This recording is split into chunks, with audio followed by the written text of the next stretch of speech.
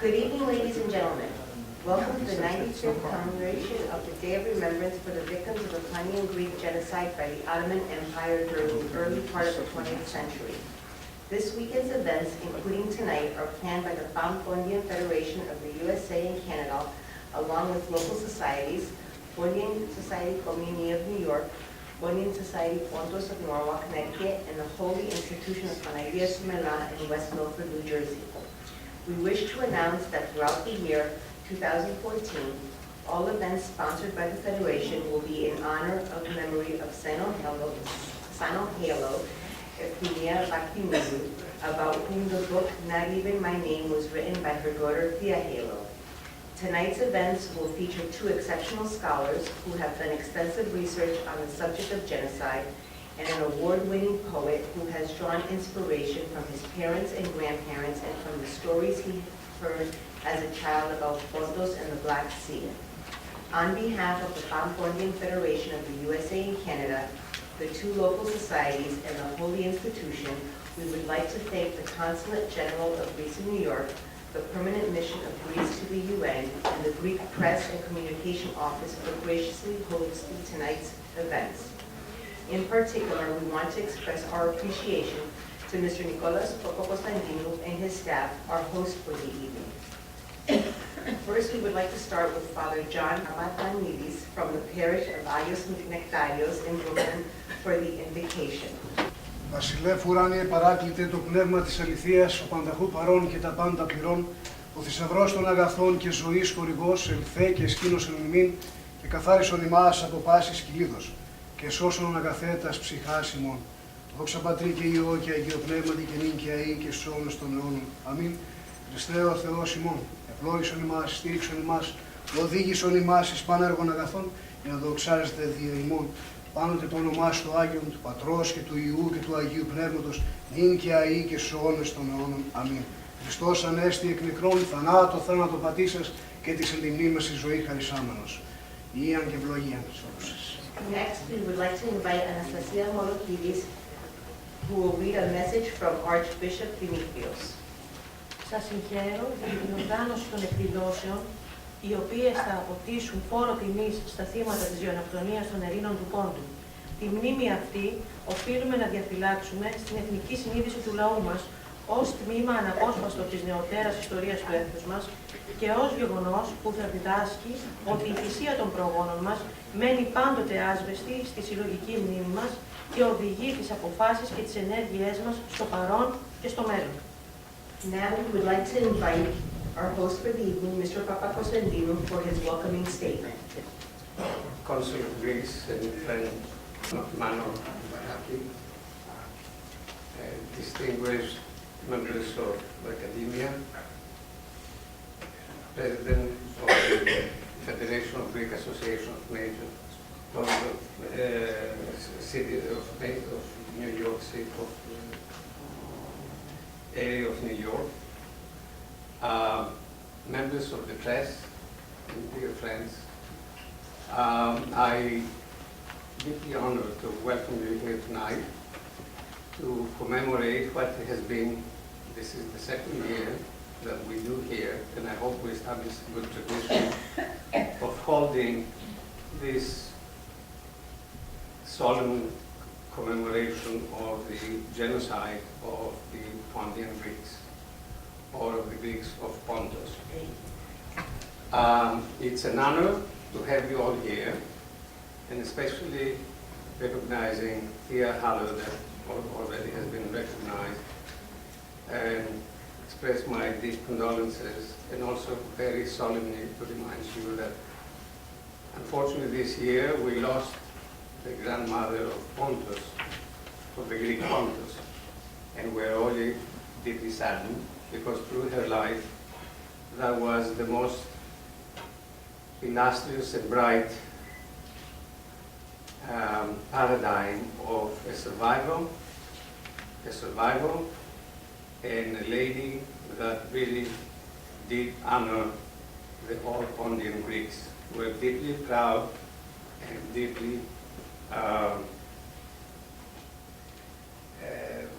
cognizant of the very importance of Thea Hallow's book that presented for the first time to the world the genocide in a way that the Americans and the rest of the world could understand. And I cannot but come to the day to, what has happened in modern-day Turkey, in Soma, outside of Smyrna, with the explosion of the mining. It's because the Turkish, and I do recognize Professor Akçam, Prime Minister of Turkey, is the one that very recently he did ask, or he did offer a haphazard type of sorry that, what happened to the Armenians, because, like they did suffer, but also, the Turkish population and the Turks also were equally suffered through, some hard times, and, I guess there was some kind of an aberration of history, but it was a backhanded type of sorry, which a lot of people, run to say, well, it's a first step. For me, it was very characteristic that the same Prime Minister, Mr. Erdogan, the other day, with about close to 300 miners dead, he hit, I guess, the internet, and what he had to say was that, well, those things do happen, especially, in minings and in this type of mining, there are accidents. Regardless of the 300 people, he didn't have, a word of sorry or to apologize, given that 10 days before, there was a very damning report that, the security of that mining site was really, it needed either to be closed or not to continue working.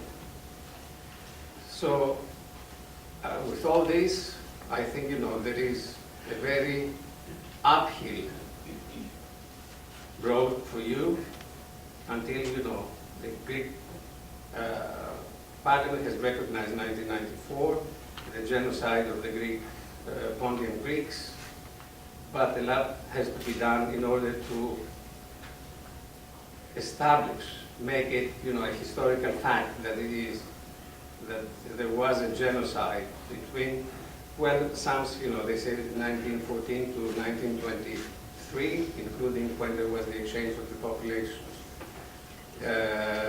Anyway, there is from, I guess, roughly 1908 to 1924, that probably there happened in 3 ways the genocide of the Pontian Greeks.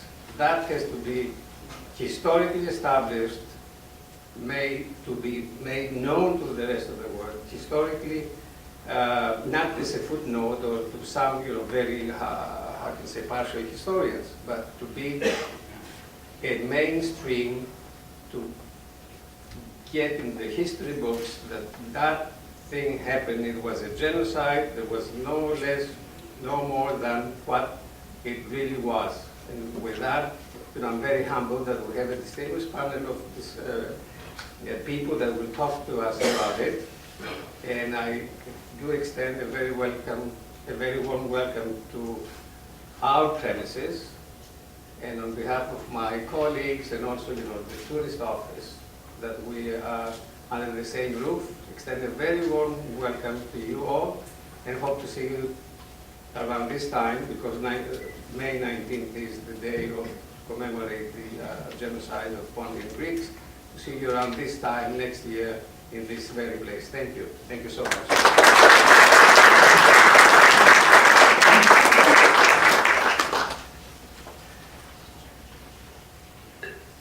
Now we would like to have Manos Koumarakis, Consul of the Republic of Greece in New York, to say a few words.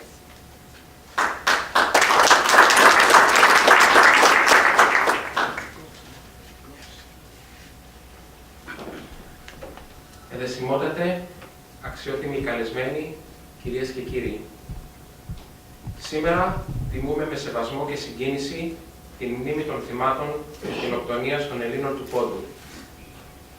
Κάθε χρόνο εκπληρώνουμε ένα ηθικό, ιστορικό και εθνικό καθήκον, αποτείοντας φόρο τιμής στους χιλιάδες δολοφονηθέντες συμπατριώτες μας, καθώς επίσης και σε αυτούς οι οποίοι με βαρβαρότητα ξεριζώθηκαν από τις πατρογονικές εστίες τους. Ο ποντιακός ελληνισμός, παρά τη μεγάλη αυτή τραγωδία, την σκληρή προσφυγιά, κατάφερε με εφόδια την φιλοπατρία του, την ψυχική του δύναμη και την εργατικότητά του να κρατήσει ζωντανά τα ήθη και τα έθιμα του πόντου και να μεγαλουργήσει σε όλα τα μήκη και πλάτη της γης. Σήμερα οφείλουμε να σταθούμε με ευλάβεια μπροστά στο μεγαλείο της ηρωικής θυσίας των Ελλήνων του πόντου και να αναλογιστούμε το βάρος που κληρονομήσαμε.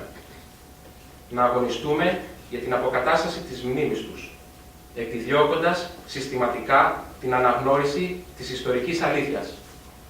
Το χρωστάμε στους χιλιάδες νεκρούς και πρόσφυγες. Η μνήμη είναι υποχρέωση όλων, όχι μόνο για να διατηρήσουμε ζωντανές και να μεταλαμπαδεύσουμε στα παιδιά μας την ιστορία, τον πολιτισμό και τις παραδόσεις του πόντου, αλλά κυρίως για να αποτρέψουμε αποτρόπαια ανάλογα εγκλήματα να διαπραχθούν στο μέλλον σε βάρος άλλων λαών ή πληθυσμών. Καθώς η γενιά των διασωθέντων μεγαλώνει και οι μαρτυρίες από τα ίδια τα πρώτα θύματα λιγοστεύουν, τα λόγια εκείνων των εναπομείνοντων πια ανθρώπων αποτελούν παρακαταθήκη για τις μελλοντικές γενιές. Η πρόσφατη απώλεια της γιαγιάς του πόντου, Σάνο Χάλο, η οποία μέσα από τα γραπτά της και το βίο της ενσαρκώνει την διαδρομή των ποντίων, υπενθυμίζει σε όλους μας την βαρύτητα των λόγων της και καθιστά επιτακτική την ανάγκη μνήμης και μηδενικής ανοχής σε παρόμοιες πράξεις τη σήμερον ημέρα. Για να πετύχουμε τον στόχο αυτό, οφείλουμε να εργαστούμε όλοι μαζί για να κυριαρχήσουν στον σύγχρονο κόσμο οι αξίες της ειρήνης, της ελευθερίας και της δικαιοσύνης. Είναι υποχρέωση και δικαίωμα συλλογικό που αφορά καθέναν από εμάς. Σας ευχαριστώ.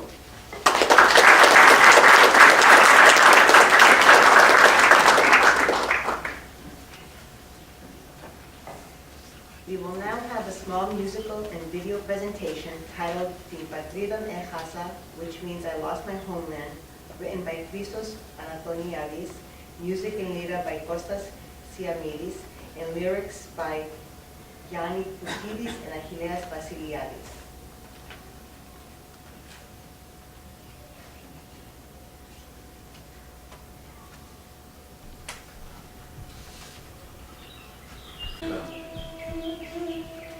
Η λύρα το πολιορκεί. Το δοξάρι βγαίνει από το θικάρι και ξεθάβει μνήμες. Στον πόντο. Καραντενής το λένε τα αδέρφια της ψυχής. First speaker for the evening will be Dr. Tanir Akçam, Chair of the Armenian Genocide Studies at Clark University. His subject for the evening will be Ottoman Genocide as a Democratic Policy. Historian and sociologist Tanir Akçam, one of the first Turkish intellectuals to acknowledge and openly discuss the Armenian genocide, holds the only endowed chair dedicated to research and teaching on this subject.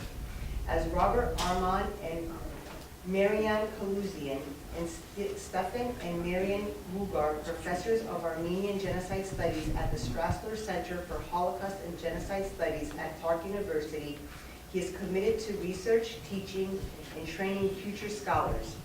An outspoken advocate of democracy and free expression since his student days at the Middle East Technical University in Ankara, he is internationally recognized human rights activist. During the mid-1970s, Akçam was active with pro-democratic student groups in the wake of Turkey's 1971 coup. As editor-in-chief of Devrimci Gelenlik, Revolutionary Youth, the student journal of the Ankara movement of leftist Democrats, he received a prison sentence of 8 years, 9 months, and 20 days, with an additional 3 years of probation.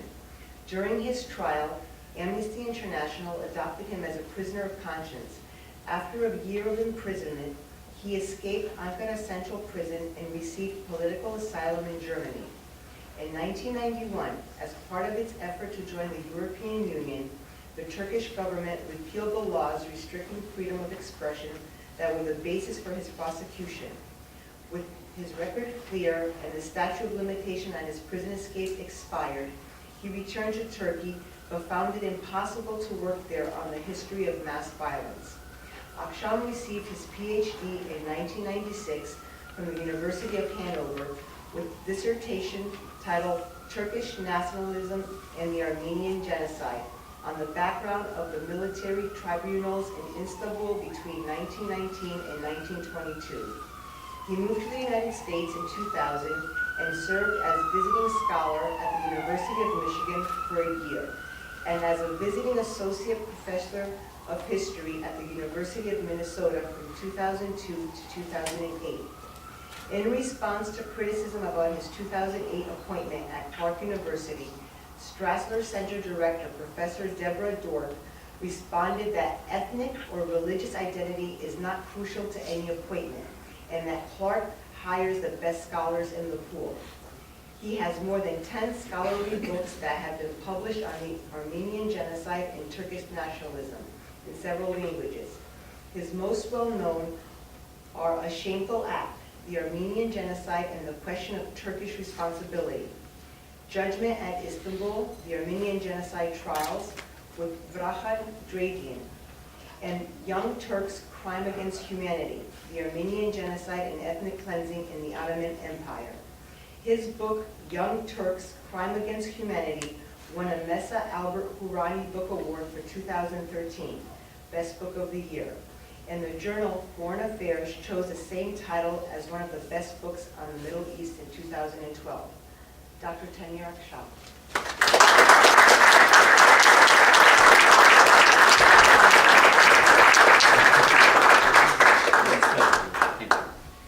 Thank you very much for this nice introduction, and it's really a great pleasure for me to be here and to commemorate the Pontian Genocide with you.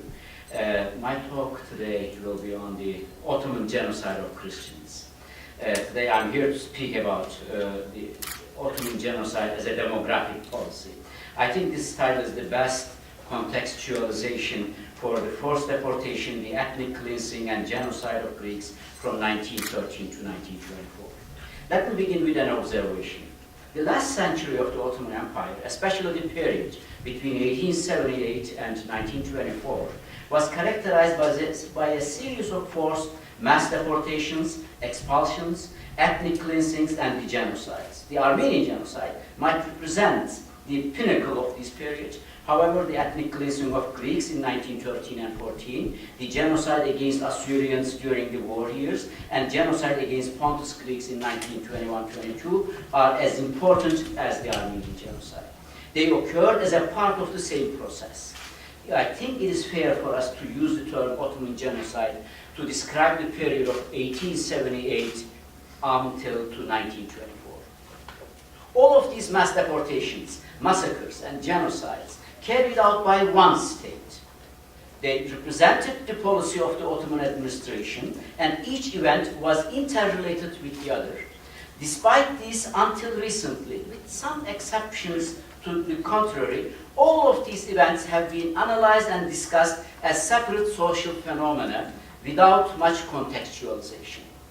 Each ethnic group, Armenians, Greeks, and Assyrians, developed a historiography confined to its own history and never in connection with other mass crimes of the same era and region. There have been some limited attempts in recent years to explain the entire process within the broader context of Ottoman demographic policy, but for the most part, the scholars working in these fields stayed within their own niche field of inquiry. To formulate this in another way, even in cases where there were attempts to contextualize or pull the different cases together, this has been done for the most part by placing these different events next to each other as separate entities in a comparative perspective, what we call it, rather than trying to explain them as evidence of one interconnected process as one history. My suggestion today is that we develop a new historiography, new understanding of the period, and start talking about Ottoman genocide of Christians. I will present today a short glimpse of the period 1913-18 and show how the policies against Greeks, Assyrians, and Armenians are strongly interrelated. They were not isolated acts, but part of a comprehensive policy implemented by one government. They were carried out as a part of a general plan which could be called demographic policy or ethnic cleansing of Anatolia, and it was a policy of expulsion of the Christians from Anatolia. The main goal of this policy was to ensure the formation of a homogeneous Anatolia, an Anatolia with a majority Turkish Muslim population. This policy was implemented as a general resettlement plan between 1913-18 and continued against the Pontus Greeks in the year 1921-22 and finalized with the Post-Population Exchange Agreement 1924. The elimination of the Christians, however, population was central in this plan, but it was not the only component. The other component was focused towards Muslim population of non-Turkish origin, such as Kurds, Arabs, and the migrants from Balkan. They were also relocated and dispersed among the Turkish majority for the purpose of ensuring assimilation with the latter. For the period of 1913-18, this policy resulted in a complete reconfiguration of the ethnic makeup of Anatolia. The estimated 17 million people who lived in Anatolia at the time were so uprooted that by the end of this period, at least 1/3 of them, around 5 million of them, either being resettled somewhere else, deported, like to Greece, or annihilated. I will cover these with 8 short characteristics of this policy. Point 1. Available Ottoman documents from the Ottoman Archive in Istanbul shows that this plan began to be implemented first in the Aegean region against the Greeks in 1913 and the spring of 1914, before the First World War I. The Ottoman losses during the Balkan War were a major triggering point. After the war, the Ottomans lost 83% of their landholding in Europe and 69% of their population. As a result, the Ottoman authorities were faced with a huge wave of Muslim immigrants from Balkan. They agreed to exchange population with Greece, 1913 and 14. The first measures against the Greeks on the Aegean coast followed a 2-track communication and operational system. On the surface, the Ottoman government had official population exchange agreement with Greece, according to which Muslims and Christians would be exchanged and resettled in their respective villages. On the other hand, a special organization established within the Defense Ministry carried out the illegal operations, which would include forcibly emptying the Greek villages by way of attacks on villages, massacre, and plunder. The concrete preparation of these plans was made at the beginning of 1914. The appointment of Enver Pasha to the Ministry of War in January 1914 especially was an important turning point in this regard. The Ottoman army was reorganized. The special organization was also established, at least reorganized during these periods. The task of the special organization was to separate the loyals, this is the Muslim Turks, from the traitors, these were the Greeks. In the words of one of the leaders of this special organization, the non-Muslims were called an internal Timur, whose purging was a matter of national importance, from it. The policies that were set in motion against the Greeks between 1913 and 1914 were forerunners of the subsequent wartime deportation against Armenians and Assyrians. We can easily argue that the policies against the Greeks in 1913-14 were a trial run for the Armenian-Assyrian deportations and killings in 1915 and 17.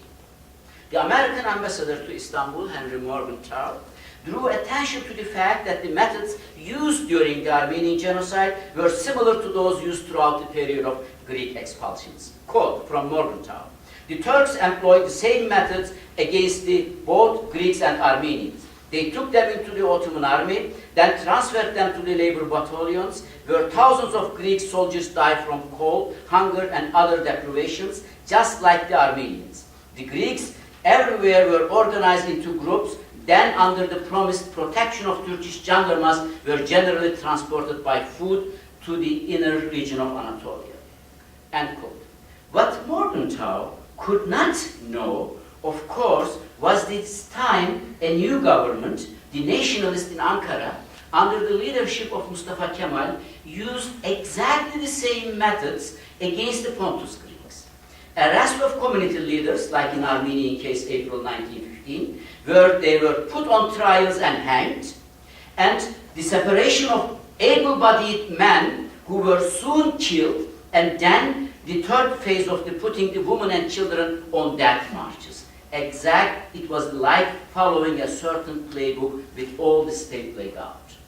Point 2, the deportation and resettlement of the entire Anatolian population during 1913-18 was not only the result of a preconceived comprehensive plan. Based on Ottoman archival materials, I can discern 4 different causes that were driving it. Number 1, the Christians of Anatolia were perceived as existential threats to the nation, so forced deportation and extermination was taken as the main tactic of choice. As a result of this policy, the Armenians and the Greek villages were emptied, and a new resettlement policy was developed, and the areas vacated by Christians were filled with Muslim immigrants who had come from Balkans and Caucasus. This is the number 1 planned resettlement policy. Number 2, deportation for military reasons. Deportation of some Nestorians, 1914, from east to west, or deportation of Greeks on the coastal areas, especially in 1916 and 17, were done on the basis of military objectives. The first Armenian deportations between February and April of 1915 from the Cilicia inside Anatolia would fit into this category also. Number 3, deportations for political reasons. Arabs and some Kurdish tribes were deported for this reason. Some Arab families and important individuals from Syria were considered a threat because they were capable of and possessed the potential to organize insurrections. Another group deported for political reasons during that period was the Jews of Palestine. There was a suspicion that they might form alliances with the British and were therefore deported to other regions during that period. 4th, deportation and resettlement of Muslims as a result of exigencies of the war. Kurds especially had escaped the Eastern war zone ahead of Russian army. This unexpected escape became an important part of the demographic policy. The number of Muslims who had been resettled in the new areas during 1915-18 were around 1 million. And they were resettled without any problem, but in the resettlement of Armenians and the other Christians, we know they were massacred. Point 3. Before implementing this general new population and resettlement plan, the Ottoman authorities created maps of every region showing the ethnic demographic areas of these regions. They not only created an ethnic map from every region, but also a social map. A social map detailing the education, language, and economic conditions of different ethnic groups and their relations between them. For example, here's a quote from a telegram to different provinces, 1916. Quote, "There is a need for the procurement of 2 logs in which the national identities of the population for each administrative unit from counties to village is shown." End quote. Another quoted telegram, dated from the Ottoman archive, July 20, 1915, and sent to all provinces, vilayets, and local administrations, demanded that a map showing, quote, "the national identities of population, both past and present, in all administrative units down to the village level be sent immediately." End quote. There are dozens of similar documents requesting different informations in every region. Just one more example for the Greek case. In 1916, the Interior Ministry was requesting, quote, the procurement and dispatch of a log of the names of the villages set free in Marmara Coast, along with the number of Greeks deported from them and the localities. It should be sent immediately to Istanbul. So we can also learn from the Ottoman documents that the priests, the Greek priests, Armenian priests, Assyrian priests, and the rabbis, the Jewish rabbis, and other officials from these non-Muslim communities, the Greek community leaders, for example, they were also responsible for providing information on their community's demographic structure and population fluctuations. According to Ottoman documents, failing to do so could result in being subject to punishment. Point 4. As part of this demographic policy, towards end of 1913, Ottoman government created a new regulation, what they call Nizamname, in May 1913, and established a special department within Interior Ministry, Department of Immigration and Resettlement, towards end of 1913. One important aspect of this May regulation was renaming of entire Christian villages as part of Turkification policy. After the expulsion of Armenians and Assyrians in 1915, they accelerated this renaming process. These measures were carried out mostly by the provincial administrative commissions and were not well organized, actually. In order to stabilize this process, Enver Pasha, the Minister of Defense, issued an instruction, the document is in Ottoman archive today, January 15, 1916, and these instructions restated the order to change all names of towns, villages, mountains, rivers, etc. that had non-Islamic names into Turkish. The telegram also emphasized that this renaming process should be completed as soon as possible. This process, however, created enormous problems during the war years. They couldn't communicate with each other with these new names. So they stopped the process and postponed these after the war. I'm from Ardahan, Kars. I still remember 1970s, they were still trying to change the Georgian, Armenian, and Greek names of the villages around. And I know these names today by heart. Point 5. The resettlement of Muslims began immediately after expulsion of the Christian for the purpose of repopulating. We can infer from Ottoman documents that the time between vacating and resettlement in some cases were not more than 1 week. This also shows how really preemptive, how they planned beforehand. It was not only a result of the war exigencies, they were planned ahead, emptied the Greek villages or Armenian villages and settled within 1 week other Muslim in the same villages. Point 6. The main goal of the resettlement policy of different Muslim ethnic groups was their forced assimilation or Turkification.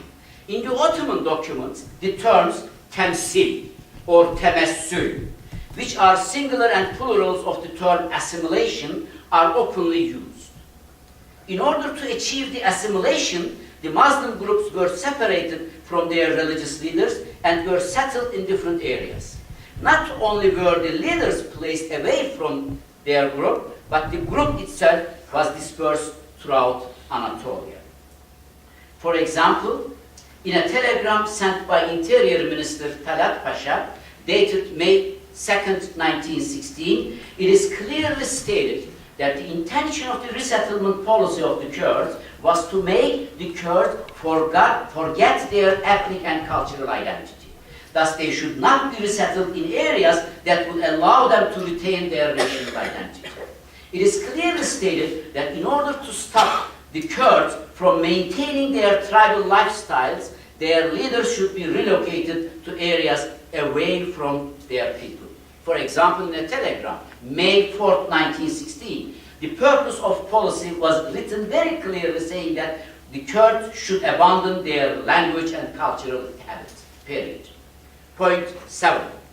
The documents explicitly show that the government ordered the regional authorities to ensure that any relocated group not exceed 5 or 10% of the original Muslim population. Some scholars, such as myself, learned of the 5 and 10% policy from an Ottoman document in early 1990s, and we dismissed these as a cover-up attempt, a smoke screen. They never planned to resettle Christians on the 5-10% population ratio. Now, however, new documents from the Ottoman archives indicates that this was not in fact a cover-up, but rather a calculated policy applied not only to Armenians, but also to Greeks, Arabs, Kurds, Albanians, Bosnians, and the others. In some other telegrams, they also stated that in the region where Armenians or Greeks did not constitute more than 5 or 10% of the population, no relocation was necessary. For example, in a telegram sent to Çanakkale in 1916, the following is ordered. Quote, since the reported number of Greeks and Armenians do not appear to be at a degree deemed excessive, it is appropriate that they be permitted to continue to reside there. So, in each region, government kept continual track of population percentages, constantly asking the number of both expelled groups and remaining relocated groups. For example, in a telegram to Janik province, 1916, in the Pontus area, they asked how many Greeks had been moved out of the province where they had been sent and how many remained still in that province. In region where the Armenians were deported, this is the Syrian and Iraq area, the government did not want Armenians more than 10% of the Muslim population of the location. In several telegrams sent to the Syrian and Iraq provinces, it was Ottoman provinces, it is clearly stated that the Armenians population there should never exceed 10%. So, according to Ottoman statistics, the number of deported Armenians were around 1.2, 1.3 million. So the Muslim population in Syria and Iraq, where the Armenians were supposed to be settled, was around 2 million. So, if indeed the Armenians were not exceed 10% of the indigenous population in Syria and Iraq, with round numbers, the 10% ceiling must have allowed for an influx of no more than 200,000 Armenian settlers. The question is very simple. What happened to the Armenians in these regions who were over 10% limit? The calculation and answer is very quite simple. According to Ottoman official policy, it was necessary to reduce the number of Armenians around 1.3 million to approximately 200,000. Do you know how many Armenians survived in Syria and Iraq? Approximately 150,000 to 200,000. It was really very well calculated demographic policy. So this is really what happened, and this explains us also why in summer of 1916 in Derzor, the Auschwitz of Armenian genocide, there were a second wave of massacre where they exterminated more than 200,000 Armenians. Point 8, this is the last point. One of the purposes behind removing the Christian population from Anatolia was to develop a Turkish Muslim bourgeois class. In furtherance of this purpose, the properties of Greeks, Assyrians, and Armenians were either sold at bargain basement prices or distributed for free to Muslims. Ottoman authorities issued different laws and regulations in this regard. In a nutshell, these laws and regulations mandated that a special commission be established, that the Armenians and Greek properties be registered in a special ledger, and that some of these properties be sold by auction. Crops and livestock were to be treated the same way. fields were supposed to be harvested and the crops sold with the proceed from the sale to be recorded in these ledgers too. So what actually happened to the properties that were confiscated from Greeks and Armenians during the war years? Based on Ottoman documents, I could show that Ottoman authorities handled the confiscated movable and non-movable properties in a very systematic way. There were 4 chief ways that these resources were processed. First, they were distributed among the Muslims in the region to create a Muslim bourgeois class with enough capital that could presumably rival and replace what had been lost with the expulsion of the Christian bourgeoisie. Second, they were given to Muslim immigrants who resettled in Greek and Armenian villages. Third, they were used to cover military expenses during the war year. And the fourth, some of the substantial buildings were repurposed for government uses such as prisons, schools, or hospitals. If you go to Turkey, if you travel throughout Turkey, in each city there is an Atatürk house, they call it. And these are basically confiscated houses from Greeks and Armenians, nothing else. So this is the other way of using of these properties. I will conclude my talk here by returning to the main point. While there were some occasional disruptions in the policies that were followed regarding the Christians, there were fluctuations, of course, throughout history. But between 1878 and 1924, the Ottomans nevertheless exhibited a very clear consistency. After the Balkan War, especially 1913 in particular, without making much distinction between Greeks, Assyrians, or Armenians, the elimination of all Christians from everywhere in Anatolia constituted backdrop of this policy. The Pontus Genocide of 1921-22 and the Population Exchange 24 were the last chapter of this process. This is why I call it the Ottoman Genocide against Christians. The Republic of Turkey, which was established in 1923, owes its existence to the extermination of Christians from Anatolia.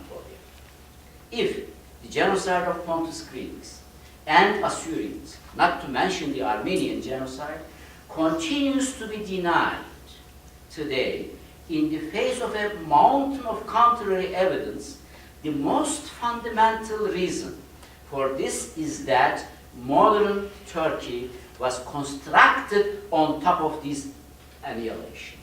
And denial allows Turkish government to perpetuate the myth of an exclusive legacy over these lands. If Turkey cares about its reputation and wants to be considered a respected member of Europe, and I really want my country, my state, be part of a respected member of Europe and civilized countries in the world at large, it must first and foremost confront this dark chapter in its founding and make honesty and integrity a principle of governance. I thank you for listening.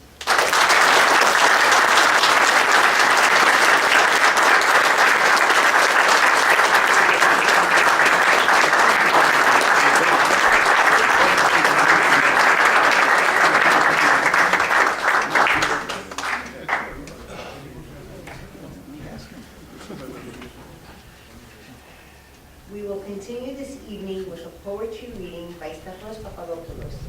He will be reading from his book of poems, The Black Sea.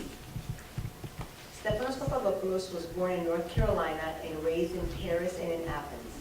He is the author of 3 books of poems, Lost Days, Hotel Dieu, and The Black Sea, as well as the editor and co-translator with Katerina Angelaki-Rook of Derek Walcott's selected poems into Greek.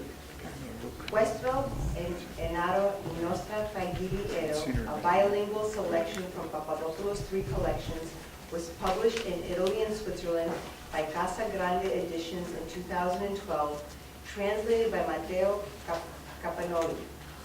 He attended the University of North Carolina at Chapel Hill and spent a year at the University of Edinburgh in Scotland before graduating with a BA in Classical Archaeology from UNC. In 1998, his work attracted the attention of Derek Walcott, who invited him to attend the first Rat Island Foundation seminar in St. Lucia. His poems and translations have appeared in journals such as the New Republic, the Yale Review, Poetry Review, Scan Magazine, and numerous international journals and anthologies. He has translated works of Greek poets Katerina Angelaki-Rook, Yannis Vitsos, Kostas Karogiakis, among others. His own work has been translated into Greek by Katerina Angelaki-Rook, Italian by Matteo Campanoli, and Spanish by Rodrigo Rojas. He has lectured and read at festivals around the world, such as Crossing Border Festival in Holland, the Foundation Nuraba in Chile, Oxford University, University of Heidelberg, the Signum Foundation in Venice, the Babel Festival in Barcelona, the North Carolina Literary Festival, among many others. In 2010, he was awarded a Civitella Raneri Fellowship for the Black Sea. In 2014, he was awarded the Jeanette Hayne Ballard Writers Prize. Today, Stefano will be reading poems from his most recent collection, The Black Sea, a long poem cycle about the Black Sea Greeks and their exodus from that region. The Black Sea explores the historic great catastrophe of the Pontian Greeks in Asia Minor in the 1920s through a series of monologues or voices from the past.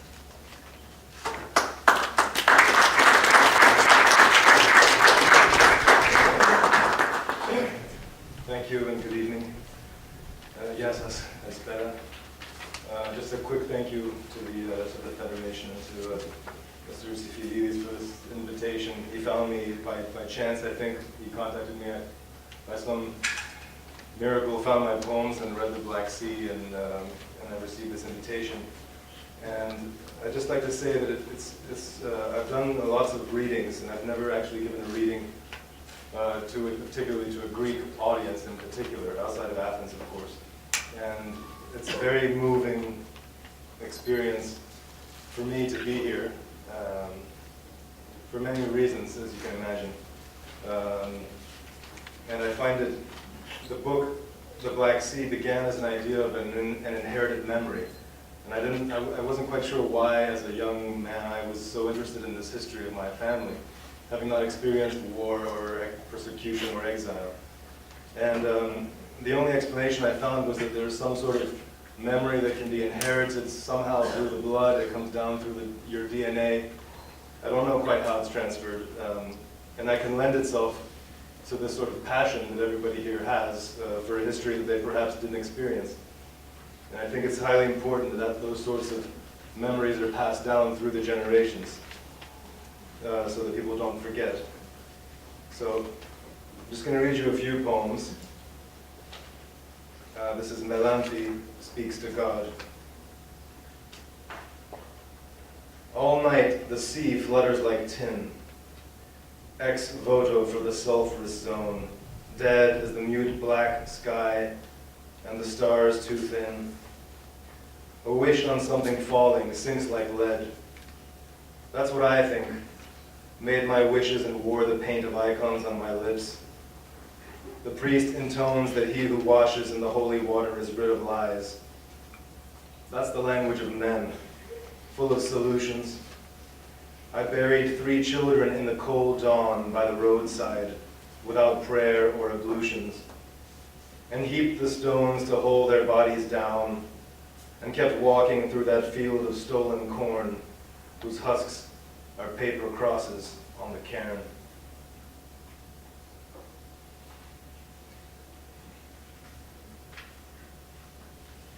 Rain over Trabzon, or Trapezunda. Heavy raindrops strike the water, a waver of dissolving sunlight below the clouds is a white line on a canvas of storm blue. The rain erases and renews itself in puddles that lean like oval mirrors on the promenade, where the priest hurries, robes lifted from his ankles, thin white ankles reflected in the rain pools. Dark sky over Trabzon, the mist filtering through streets exchanged like dirty banknotes, rubles, drachmas, lira passed hand to hand. The dog-eared corners wet with blood, bent by angry fingers, angry men with sadder wives, the streets of Trebizond, Trabezunda, washed by rain, but won't wash clean.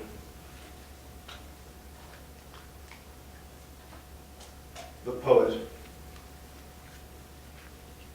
He walks naked to the window, looks out across the city, the ancient walls, the trawlers cinched tight along the promenade, the dogs sleeping in clusters among the piled nets, and the first hint of light that arrives, messenger between the hours of sleep, thin line that holds the horizon to its edge, that holds his throat to the horizon, so that every vista is a lanyard over-tightened, a clothesline tied to the olive tree and swallowed by its bark, a dream he left that followed him in daylight, oil lamps burning for the blind, fireflies at dawn, Paine's logic, the lantern in the midday sun. He dresses slowly like the hangman. And I think, just for the Greek-speaking audience here, this book has been translated just recently. It hasn't been published yet in Greek, but I wrote it in English, of course, but these poems have all been translated by Katerina Angelakiou, who's a very well-known poet in Greece, if you don't know her. And I have this poem in Greek, and I'll read it in Greek for those of you who might be interested. Ο ποιητής στο λιμάνι.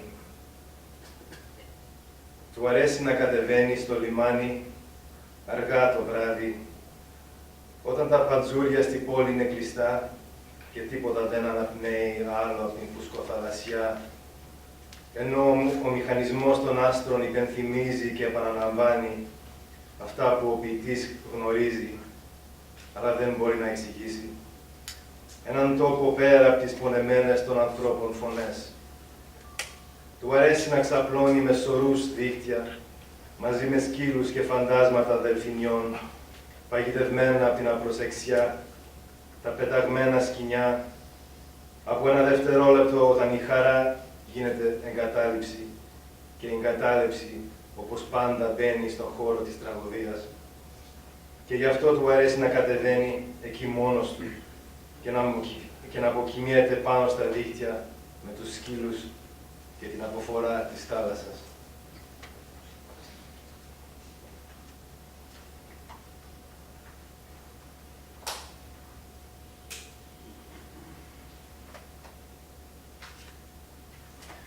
This poem is called Amisos, which was obviously the Greek name for Samsunda. And this is where my grandfather was born, actually. And I made this trip on a motorcycle. I traveled all through the Black Sea and all through Turkey in 2007 and explored all the villages of these regions, and then made my way back along the southern coast of the Black Sea to see these places. And actually, I was the first I was the first male in my family who made that trip, because my father and my uncles who were very much taken by this story and were unable to go. They couldn't psychologically make that trip. And I had a conversation earlier tonight with somebody who we had the same. We talked about this. They were unable to make that journey because it was too painful for them, and possibly because I was from another generation.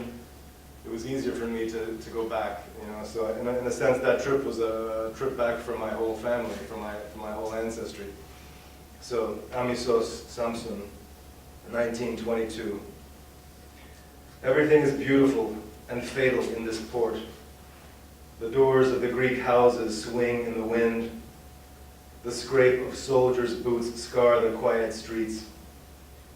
At dusk, the sea goes mauve and the jetty melts into the water as the vowels rip from minarets and the muezzin's cry swims from one rooftop to the next. The evening prayer trapped by mountains, splashing back through the alleys toward the sea. Such sad confusion in that sound, when half the city kneels and prays while the other cringes. And in the flat harbor the white bait rise to the surface by the thousands, dripping silver from the nets to feed the army hungry from its work. And this poem is called Walking to Sebastia, or Sebastia, however you prefer to pronounce it. And this is a reference, of course, to the death marches. The light arrives in sullen masquerade, yet the body moves on built-in code, and the heart's dumb repetition drives them into deeper snow. They march and will keep marching till the last child dies and the mothers stop. Down the line, across unopened boxes, through the floods and fire that unfolds like a single flower in Sebastia, yet burns with a glutton's fervor, where the women walk like dead machines. A boar, psychopathic, blind, feeds face down in this trough where the sun won't go.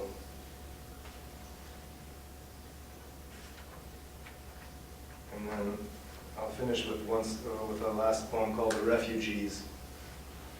And of course, this is a reference to also to some of the images we saw in Smyrni, with the boats in the harbor.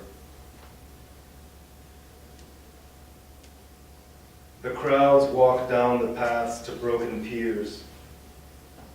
Their eyes are tar where the moon's dull reflection rides. Last lamp of the Pontic kings, last light for the refugees before they board, before the oars tear the upset water, and the water swells against the oarlocks, spilling in hissing streams along the side. Some flail against it, filling their hats, returning the cold water to the sea, and others wait with folded hands. Their eyes shut out the moon and practice the last dream that floods in silence, which the sea covers and forgets. Thank you very much.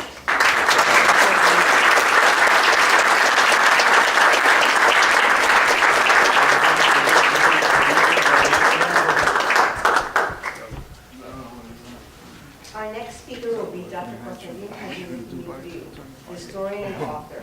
Tonight's subject for Dr. Hatzidimitriou will be Turkish responsibility for the destruction of Smyrna in 1922. What do the American archives tell us? Dr. Hatzidimitriou holds a PhD from Columbia University in Byzantine, Ottoman, and Balkan history. He was also a Genedius Fellow of the American School of Classical Studies in Athens and an educational counselor at the U.S. Consulate Fulbright office in Thessaloniki, where he also taught at Anatolia College. He has been a senior administrator at the City University of New York and taught courses in history and education at several universities in the New York City metropolitan area. Professor Hatzidimitriou is also a fellow of the American Hellenic Institute in Washington, D.C. For more than 20 years, he has served in various senior positions in New York City Department of Education, where he currently works as part of the system's central administration.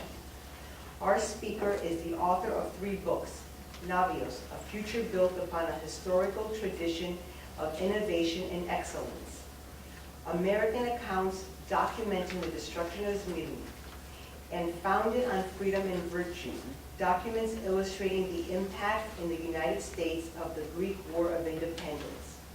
In addition to many articles in scholarly journals in the fields of Byzantine and modern Greek history and education, his lecture tonight highlights some aspects of his research on the destruction of Smyrna and Turkish responsibility, recently published by Asia Minor and Fondos Hellenic Research Center in Chicago.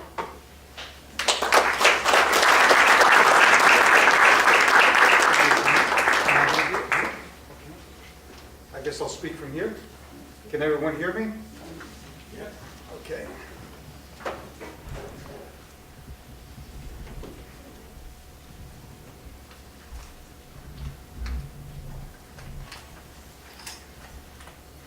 By the way, the book that was referred to is published by the Pontians, who we're very grateful to, and Professor Akçam is in it as well.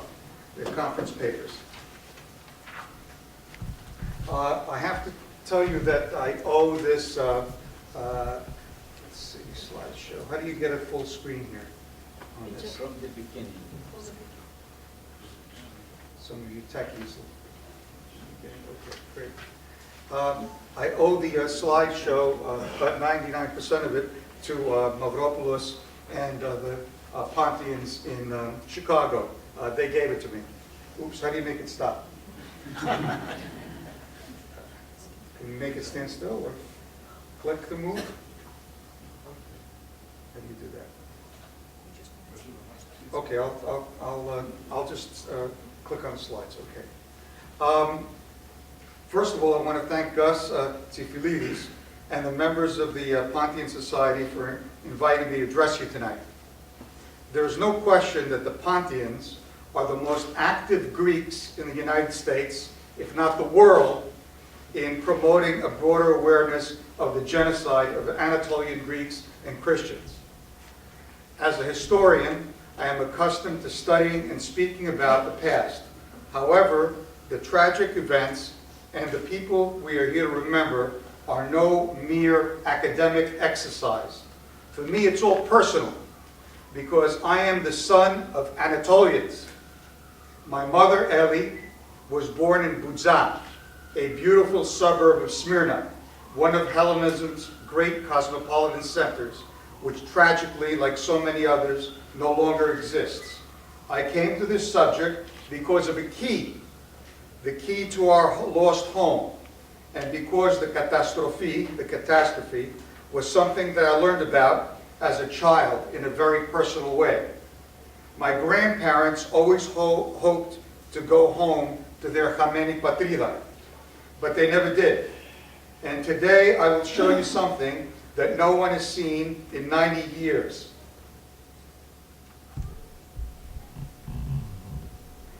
This refugee document was issued in Chios on October 31st, 1922. And the photograph is of the Linakis family, including my mom. That's the one being held in the front there, at age 2, shortly after they fled the Great Fire and the slaughter they narrowly escaped. For me, the document brings a grim reality to the events discussed here. In the time that I have, I will try to do 3 things. I will briefly summarize some of the indisputable facts of what happened in Smyrna and its general context.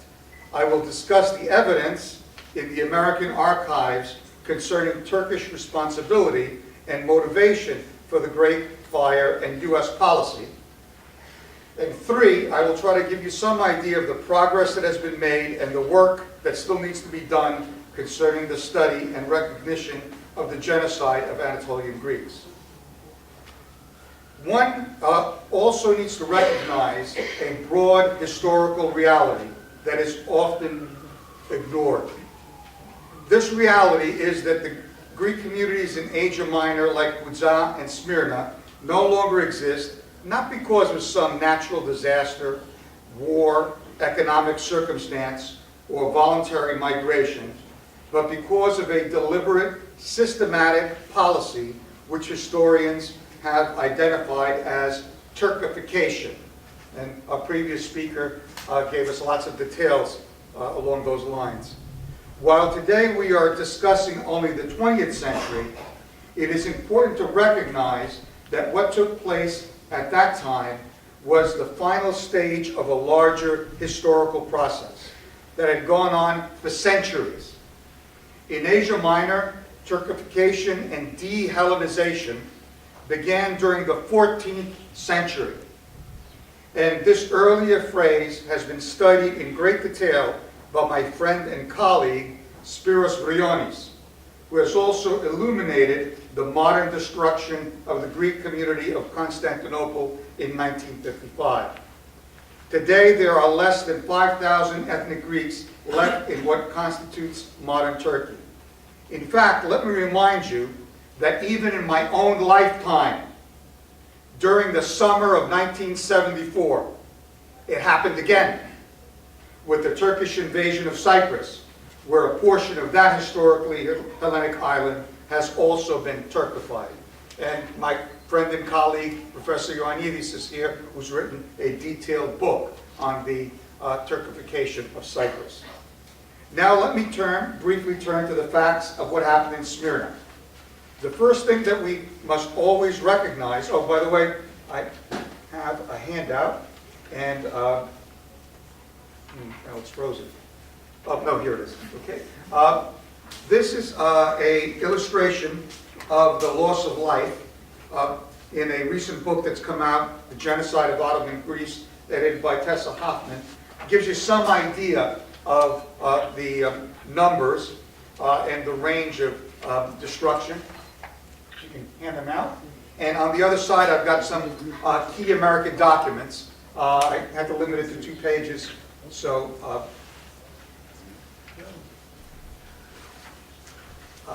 I didn't give you all the documents.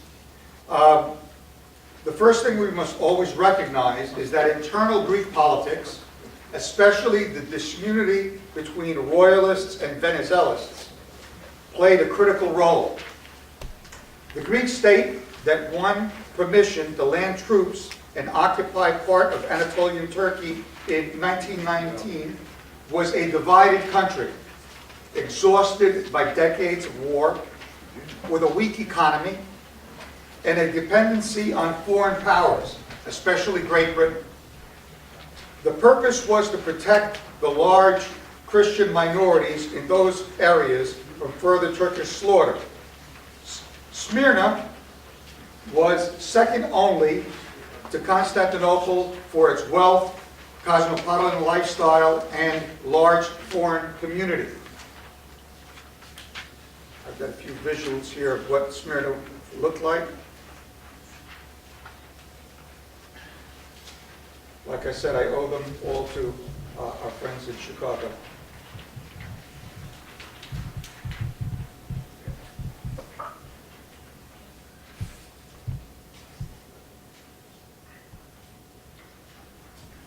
For the Turks, for its cosmopolitan it became the administrative center of this new Greek administration. For the Turks, this was a great shock. For although they considered Smyrna a city of foreigners, the Greek occupation was a great blow to their national pride and a threat to their national existence. While the Greek military in Asia Minor fought among themselves and made many strategic blunders, a new Turkish leader, Kemal Atatürk, turned Turkish defeat into victory and not only covered up previous crimes, but conducted new waves of massacres and deportations. This is Smyrna during its better days.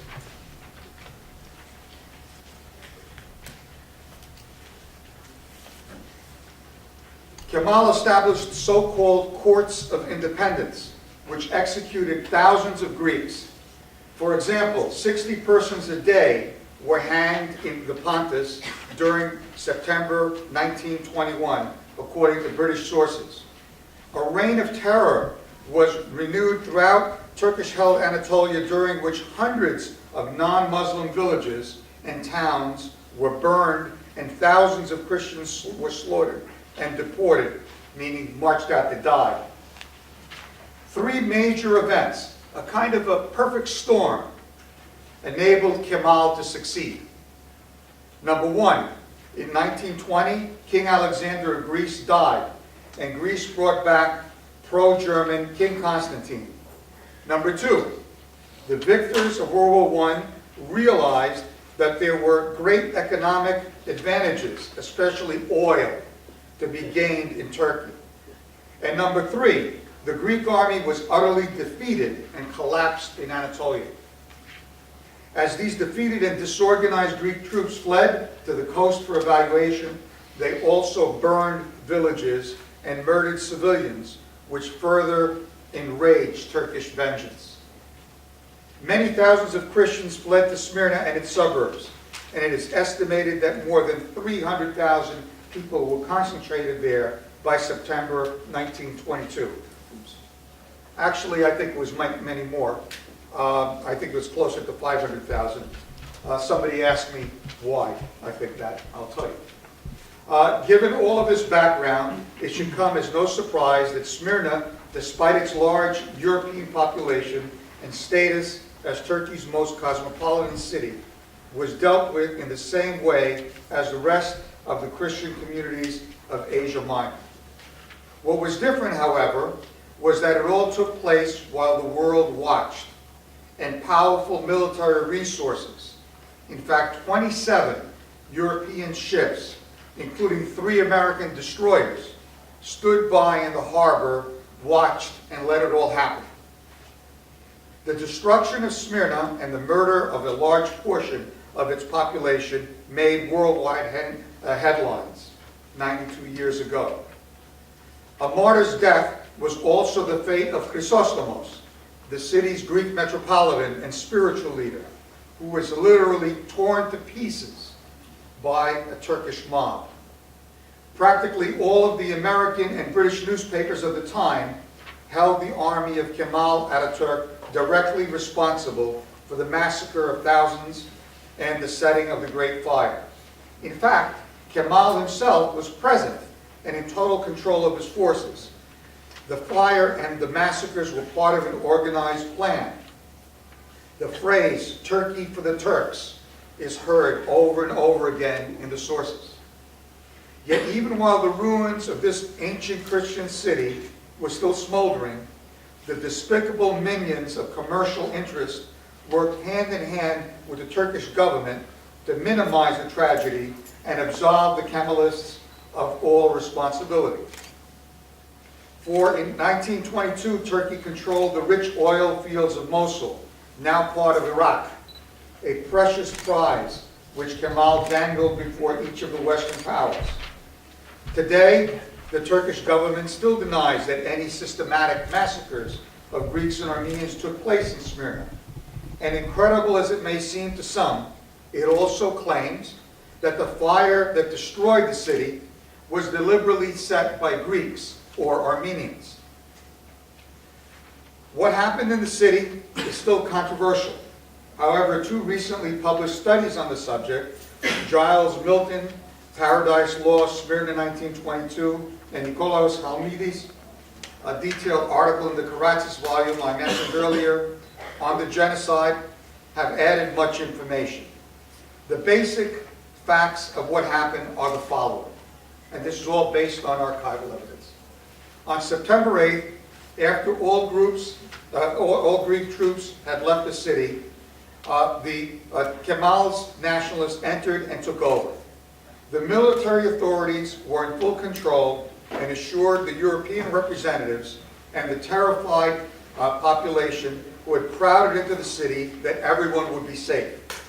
The suburbs were attacked by organized chetas, irregular troops, and armed civilians who raped and murdered hundreds. Even Christian graves were opened and the bones of the dead defaced. Foreigners were also murdered in their homes, as we know from official and unofficial eyewitnesses. Churches and priests were special targets. One American professor who lived near a priest's home wrote that he saw the unfortunate cleric crucified on the door of his house in a Christ-like pose. An organized attack also began against the Armenian sections of the city, and people were murdered in their homes as organized mobs and regular troops supposedly searched for hidden weapons. During the next 4 days, the pillage spread and accelerated to all Christian cities of the large city. The fleet of foreign commercial and military ships in the harbor were instructed by their governments not to intervene or interfere with this Turkish slaughter. With only a few small exceptions, they watched what took place and only allowed those with foreign passports to leave. Prior to the Turkish entry, fearing massacres, U.S. Consul Horton had wired the State Department and asked for American mediation to protect minorities in the city. The U.S. government said no. Horton, however, took local independent action and gathered food and supplies, anticipating the starvation and hardships the refugees would suffer. The Americans actually did more philanthropic work than anybody else. Almost immediately, it became clear that Turkish troops were also gathering up any able-bodied Greek and Armenian men from all over the city. Those not immediately killed were put in what the sources call concentration camps. From there, they were either systematically murdered or placed in slave labor gangs and sent into the interior, where most died after numerous hardships. Young women and even girls from the American college were abducted, raped, and if not immediately murdered, placed in special houses for the pleasure of the conquering troops. Several American eyewitnesses tested this fact and said that they were invited by Turkish soldiers to come and see how well they dance. On the 13th of September, Turkish troops deliberately set fire to the European sections of the city and made sure that it spread through the use of petrol.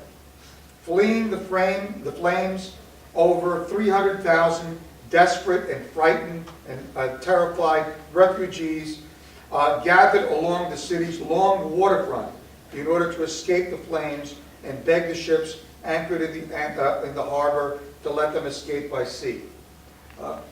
Maybe we can make this a slideshow, let's see. From the beginning.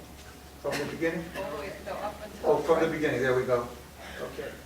It'll run by itself? Great, thank you. The Turks set up guns and cavalry on both ends of the waterfront to make certain that no one could leave undetected, and then systematically rape, rob, and murder their victims at will.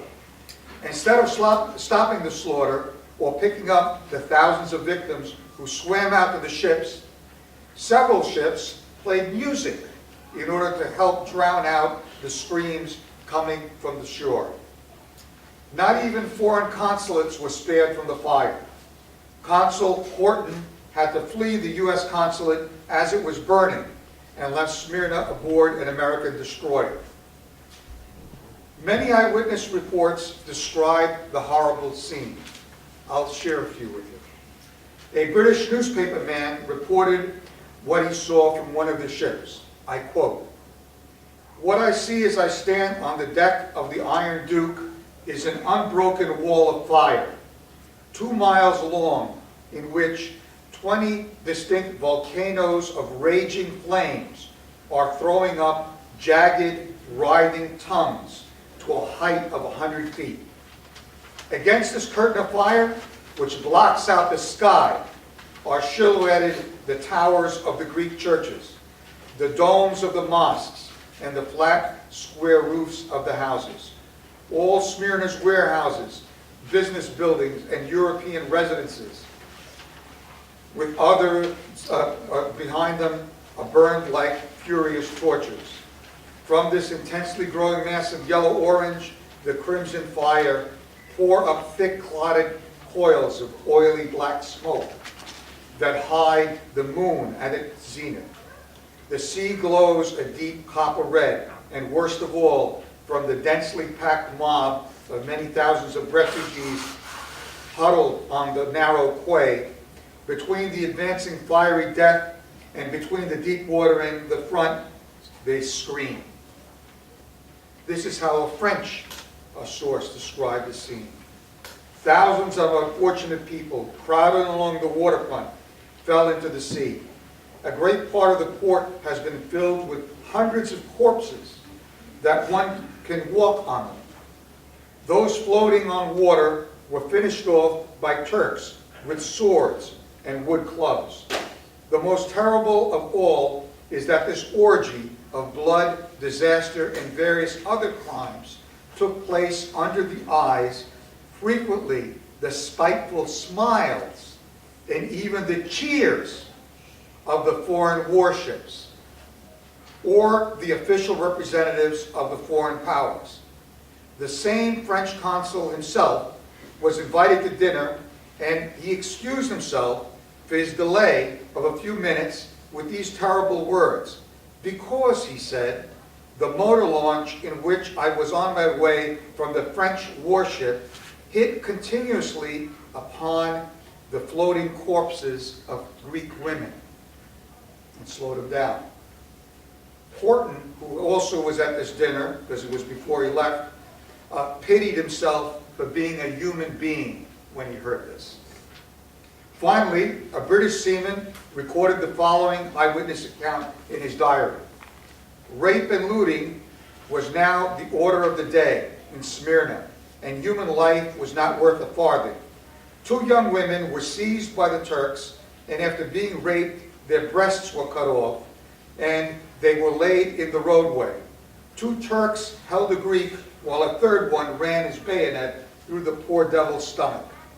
Many bodies were hung by the neck to the trees, and the harbor was littered with dead bodies. With the approach of night, the panic increased, and so did the fire. And by midnight, 300,000 souls were between blazing Hades and the deep sea. Turkish cavalry was stationed to each end, so it was impossible to escape.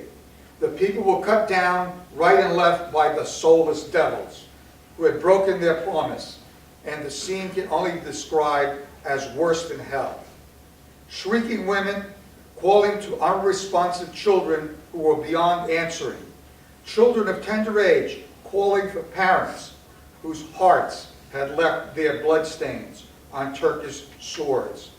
Such were the horrible scenes witnessed. Now and again, a cavalryman would take a fancy to a young girl of 15 or 16, drag her away, and then a ghastly scream would tell its own story. Right along the seafront was a wall of unbroken fire with flames, 100 feet high, causing a lurid glow in the sky. End of quote. In the midst of this hell, which Consul Horton said it made him ashamed he was a member of the human race, there appeared a still anonymous, heroic Japanese captain who did not care about politics or commerce, but acted to save the lives of the innocent victims without regard to nationality, unlike all the other ships in the harbor who simply watched. Reports of other refugees being saved refer primarily to those who could prove foreign citizenship. By the time the fire began to smolder on the September 16th, there were still at least over 200,000 on the waterfront praying for ships to rescue them. At this point, the Turks realized that they could not kill Christians fast enough and deport enough people to make the minorities around Smyrna disappear. So Kemal issued an order that all Christians had to leave by the end of September or else be deported into the interior, which of course meant death. Horton and the American naval commander had repeatedly asked the Turks to allow Greek ships from the neighboring islands to sail into the harbor and pick people up. Permission was finally granted on September 23rd. It was at this point that a courageous young American, Asa Jennings, a YMCA man, played a heroic role. He found a large number of Greek ships anchored at the island of Mytilene, where he had gone for supplies. He was the right man in the right place at the right time. On his own, he convinced the Greek government that he was acting under official American orders. He made it up. And that the Turks would not attack the rescue fleet if they came into Smyrna flying no flag with an American naval escort. This is in fact what happened. Jennings led this rescue fleet with 8 ships on September 24th, which grew to 19 on September 26th. The last week of September was like a Greek Dunkirk. Using anything that could float, Admiral, in quotations, Jennings, Greek-American fleet succeeded in saving 140,000 souls, including my mother and her family. Official statistics indicate that about 213,000 Christians, mostly Greeks, were rescued from Smyrna by the deadline, which indicates that over 100,000 were slaughtered. The Turks searched everyone before letting them depart, and no male between the ages of 15 and 20 was allowed to leave. Sons, fathers, and brothers were torn from their families, most of whom were never seen again. By the time the Turkification process was over, similar rescue fleets picked up Christians from all over the Asia Minor coast. Over 1 million, mostly Greek refugees, had fled to Greece. To appreciate the impact upon poor and war-torn Greece, you have to understand that the entire population before this happened was about 3 million.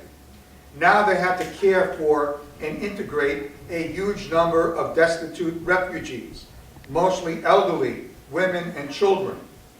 This is the so-called population exchange of 1923. Today, there should be no doubt about who burned Smyrna, why this was done, and why so many innocent people were massacred and expelled. Utilizing the U.S. National Archives, I have found several key official and originally secret documents that prove it, and show that the U.S. government knew this at the time and covered it up. I call this a kind of Smyrna-gate. I made it up based on Watergate. And it is the subject of my book and of the article that appears in the book that I held up earlier, published by the Pan-Pontian Society of Chicago. Now, if I have enough time, hopefully I do, I will describe to you three key pieces of evidence which prove that the U.S. government knew who burned the city and why. Document is a wire dispatch dated September 14th, the date of the outbreak of the Great Fire, which was sent to Admiral Bristol, who was the senior American diplomat in Turkey at the time, by Lieutenant A.S. Merrill, his naval intelligence officer in Smyrna. And I've given you copies of these documents, this wire. What does the wire say? It's dated, and these documents, by the way, when you look at them in the archives, they all have stamps, they all have dates on them. Bureaucracies sometimes are wonderful things, because you find things that the people at the time didn't think about. And I know why Admiral Bristol let this document get to Washington. I'll tell you about it in a minute. But what does it say? It's a brief document. It's dated September 15th. The fire is still going on. Following from Smyrna, 14th, day before. M convinced Turks burned Smyrna, except Turkish section, conforming with definite plan to solve Christian minority problem by forcing allies evacuate Christian minorities. Believe they will now prepare for an attack on Constantinople, Merrill. The reason why I think Bristol sent it to Washington was because it had that information in it about the imminent attack on Constantinople, and this was something that at the time they were very concerned about. The second key document, which I haven't given you a copy of, confirms that the information concerning Turkish intentions, the loss of life, and the burning of the city actually reached the Secretary of State and was corroborated by other sources. The document is a telegram received and read by Hughes, the U.S. Secretary of State, and it was originally classified. The relevant sections read, confidential reports received from our many officials at Smyrna and British Foreign Office indicate that Turks burned the city in conformity with definite plan to solve the Christian minority problem by forcing the evacuation of the minorities.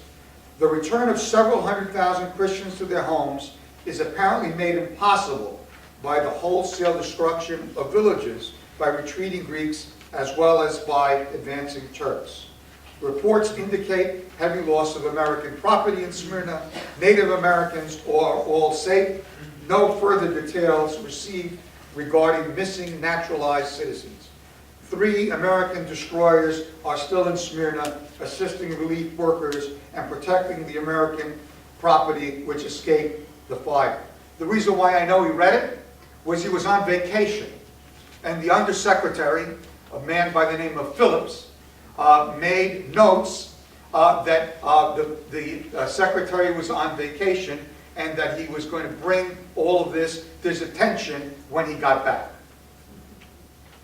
This important classified document proves that the U.S. Secretary of State received information that was considered reliable shortly after the Great Fire, which indicated that the Turks had deliberately destroyed the city as a matter of policy. Furthermore, it states that the reports were numerous and supported by British confidential documentation. It corroborates the earlier wire that Lieutenant A.S. Merrill, the agent, the intelligence officer, and is also supported by something else. Merrill kept a diary, and this diary was sent to Washington as part of a whole bunch of stuff. Diary still unpublished. And in the diary, he confirms exactly what he said in the wire to Bristol. In fact, he gives a lot more details.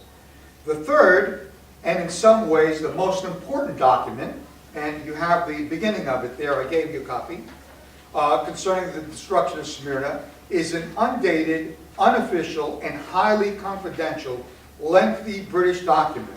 It goes on for pages. An aide memoir that was sent to the State Department in early November 1922, or perhaps earlier. I will quote a small piece. His Majesty's ambassador is instructed to communicate unofficially to the United States government, notice unofficially, the accompanying copy of a preliminary report on the sacking of Smyrna from His Majesty's High Commissioner at Constantinople. It will be observed that the evidence contained therein all points to the conclusion that the European and native Christian quarters were systematically destroyed by the Turks as part of a deliberate policy. If the United States government are prepared to communicate in the same way any reports which may have reached them upon this subject, His Majesty's government will be glad to receive them. End of quote. We know that the U.S. government had similar information and responded to the British. However, they minimized what they knew and kept everything highly classified.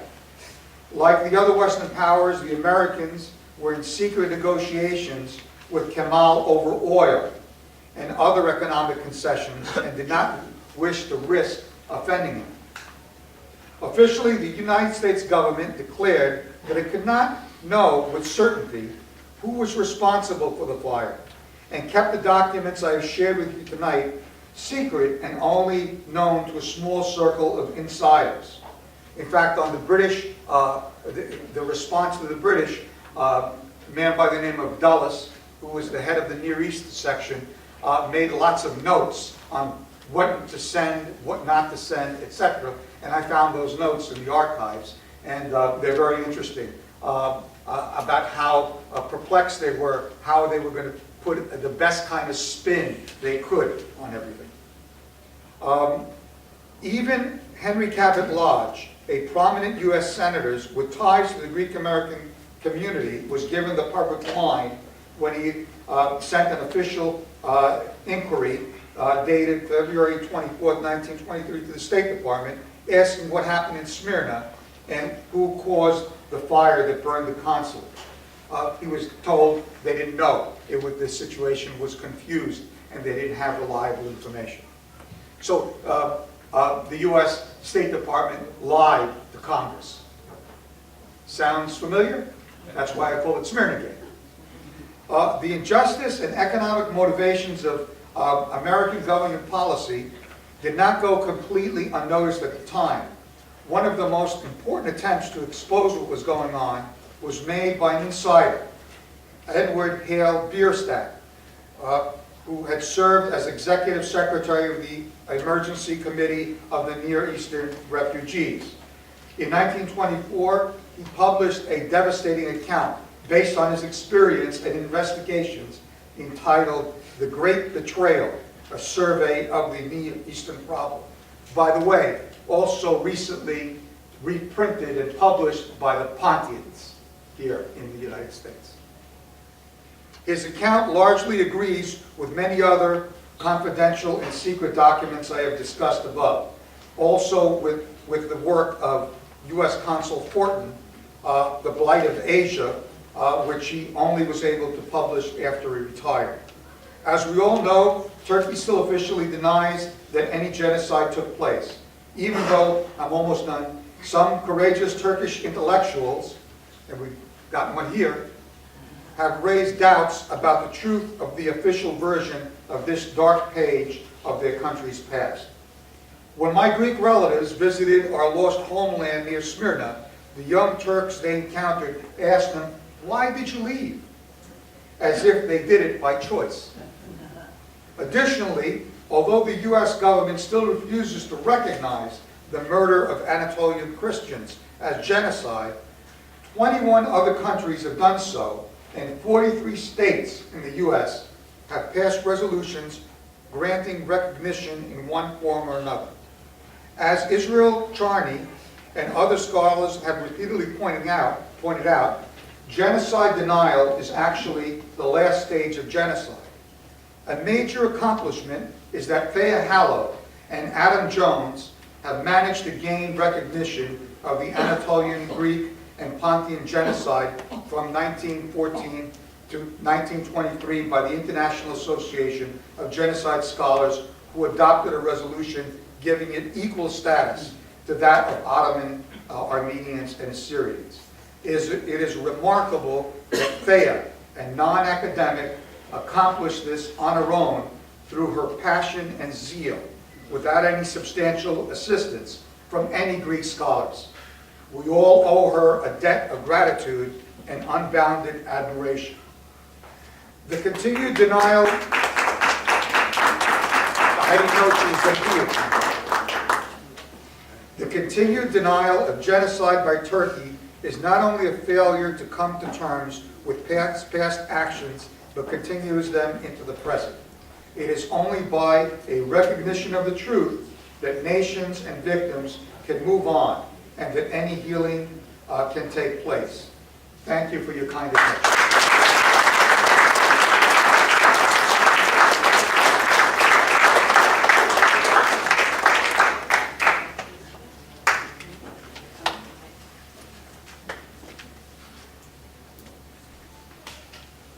Next, we will present proclamation and statements from Carolyn B. Maloney, Member of Congress, and Muda Bakis, Senator of the State of Rhode Island.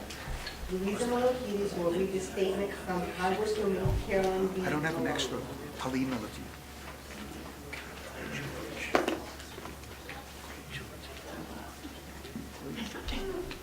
In recognition of the Pan-Pontian Federation of the United States and Canada, of the 95th Annual Day of Remembrance of the Pontian Greek victims of genocide.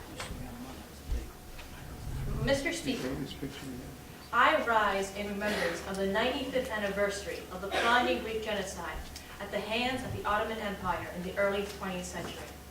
From 1914 to 1923, there was a concerted campaign to eliminate Pontian Greeks and other Christians from lands controlled by the Ottoman Empire. Today we commemorate the genocide of May 19, the date in 1919 when Mustafa Kemal Ataturk, the leader of the Young Turks and the founder of modern-day Turkey, initiated the second phase of the genocide against the city of Samsun on the Black Sea. The Pan-Pontian Federation of the United States of America and Canada works tirelessly to preserve the history and tradition of the Pontian Greeks and raise awareness about the genocide of its people. The Pontian Greeks trace back their origins nearly 3 millennia to the region on the southeastern coast of the Black Sea, known as Pontos Espinos, or Hospitable Sea. Surrounded by the Black Sea and Pontic Alps, the Pontian Greeks have developed a long and distinguished history and a proud culture. The Pontian Greeks have upheld Hellenic traditions with pride, even in the face of discrimination and horrific violence. The motives behind the Pontian genocide can be traced back to the decline of the Ottoman Empire at the turn of the 20th century. The ensuing rise of nationalism incited revolutionary wars and independence movements within the decaying Ottoman Empire, causing Turkish leaders to become increasingly fearful that their ethnically diverse domain would begin to disintegrate. In the early 20th century, the Young Turk movement ushered in a new nationalistic and ethnocentric ideology in the Ottoman Empire. After centuries of living in the region, establishing commercial trading routes, developing mining and agricultural industries, and creating urban centers, the Armenians and Pontian Greeks became victims to a ferocious genocide of their Christian populations. Hundreds of thousands of men, women, and children were forced to leave their homes and were deported on foot in large groups. They were subjected to starvation, execution, and mass rapes during their deadly journey. The intent to destroy the Pontian community was clear, as Ottoman forces proceeded to massacre populations and burn down Greek churches, monasteries, and entire villages. The genocide resulted in the massacre and displacement of about 1.5 million Greeks, half of whom were of the Pontian region. The roughly 400,000 Pontians who did survive were exiled from their ancestral homes, many fleeing to Greece, Russia, and the United States. Despite the Pontians' history of persecution, their traditions and cultures are still celebrated around the world. The determination, endurance, and resiliency of the Pontian Greeks serve as a testament to mankind's extraordinary ability to defy all odds and overcome adversity. Mr. Speaker, I ask that my distinguished colleagues join me in honoring the victims of the Pontian Genocide and recognizing the Pan-Pontian Federation of the United States of America and Canada for its vital work to preserve Pontian Greek culture and history. Caroline B. Maloney.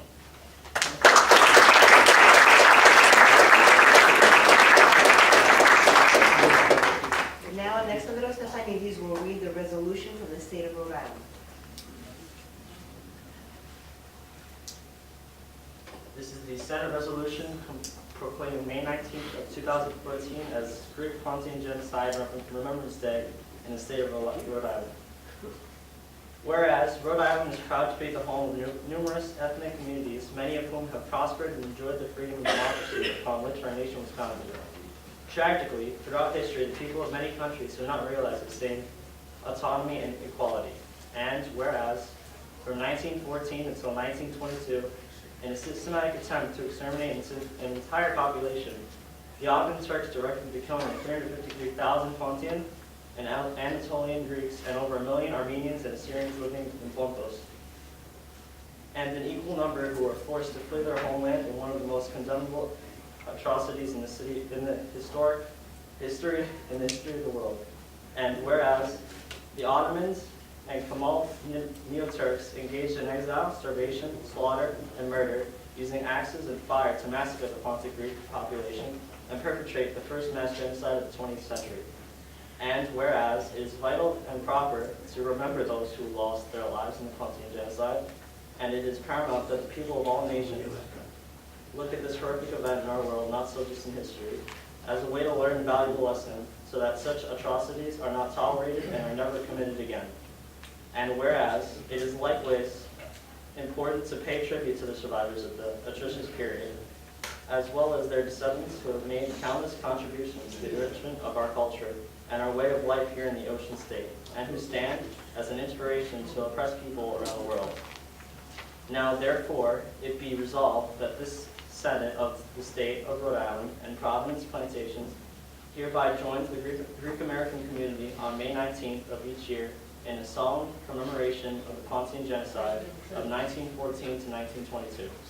And it be further resolved that the Secretary of State and hereby is authorized and directed to transmit a duly certified copy of this resolution to the Pan-Pontian Federation of USA and Canada.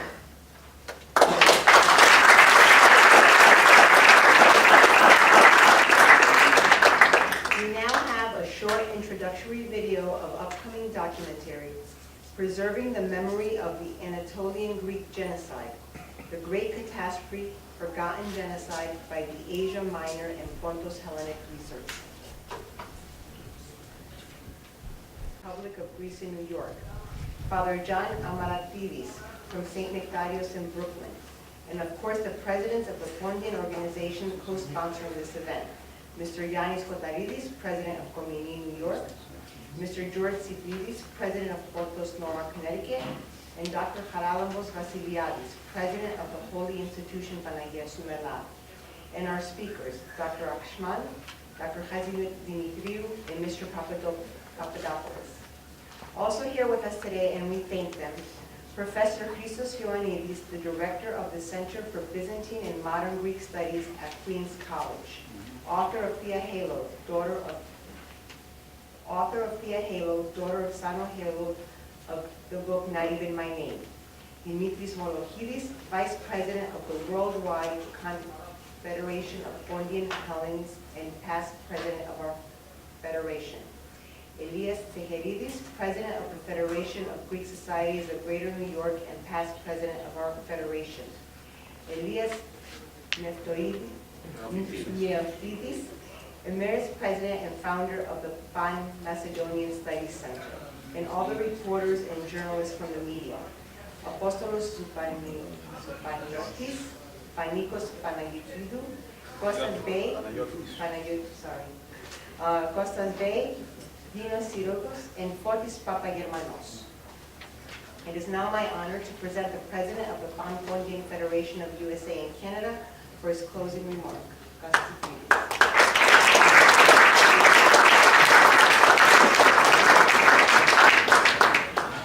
Finally, thank you for your patience. First of all, my sincerest apologies for running a little bit long again, but as we all know, being Greek, we enjoy the journey rather than the destination. So we should be happy in that. When the journey is over, there's a sort of sadness then that it is over. So we accomplished our goal as Greeks. On behalf of the Pan-Pontian Federation of the United States and Canada, I would like to thank everyone for attending this evening's event. And I would like to extend an invitation to everyone here to attend our other events that we have planned this weekend. There will be a Vespers and Memorial service tomorrow night at 7 p.m. at the Holy Institution Panagiotou Soumela in West Milford, New Jersey, followed by a wreath-laying ceremony and a gathering at the institution's hall, honoring the memory of the 353,000 souls of our ancestors. On Sunday, there will be memorial services held at local churches with arrangements made by Pontian societies throughout the United States and Canada. In New York, it will be held at Aie Katerini, and in Norwalk at St. George. On Monday, May 19th, which is the official day of commemoration, at noon, we will have a flag-raising ceremony at Bowling Green Park in Manhattan, which will be attended by members of the Federation and several dignitaries who will speak in honor of the occasion. I want to thank our two distinguished speakers, Dr. Taner Akçam and Dr. Gus Hatzidimitriou, for their most enlightening presentations, and our wonderful poet, Stefanos Papadopoulos, who conjured up visions of our grandparents as they must have been in Pontus. There are also a few people present tonight who were very instrumental in the planning and coordinating of this event, and I want to express my personal gratitude to them. Obviously, the two local societies, Pontian Society Komnini of New York and their president, Yannis Kotaridis, Pontian Society Pontus of Norwalk and the president, George Tsilfidis. Of course, Mr. Konstantinou, our host, the Greek Consulate and the Permanent Mission to the UN, Mr. Elias Teheridis, President of the Federation of Hellenic Societies, and also former President of the Pan-Pontian Federation of the USA and Canada, and his staff for helping us secure any and all permits required for the events of the entire weekend. Dr. Charalabos Vasiliadis, President of the Holy Institution Panagiotou Soumela, who is always willing to lend his support. His assistance in drafting press releases, program planning, and his technical advice have been heavily relied upon by me personally during the planning stages for these events. Thank you, Charalabos. Former President of the Pan-Pontian Federation, Dimitris Molochidis. I feel very fortunate to have not only a former president who has the experience and the know-how to put these events together, but a true friend who is willing to share that knowledge gladly. I can't tell you the number of times I have interrupted his work with phone calls or emails, not to mention the number of times I showed up at his lab unannounced to discuss Federation events. thank you, Dimitri, from the bottom of my heart. You can relax for a couple of weeks after Monday, but only for a few weeks. The youth festival is coming up. My apologies to anybody that we have unwittingly failed to mention. Anyone present here? My two special readers, thank you, Tia Hallow. Tia Hallow, I did not mention you. I've become accustomed to your face, so I may be at fault sometimes of overlooking you because I see you so often, and I'm glad that I see you so often. But thank you. Finally, briefly, and I know that the journey is coming to an end, so you're all going to be sad, so I'm going to...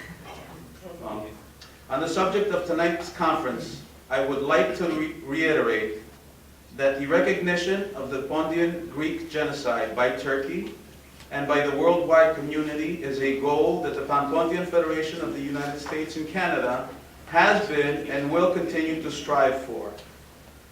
We consider it not only our right, but a responsibility and an honor-bound duty that we owe to our ancestors who paid the ultimate price for their faith and their nationality.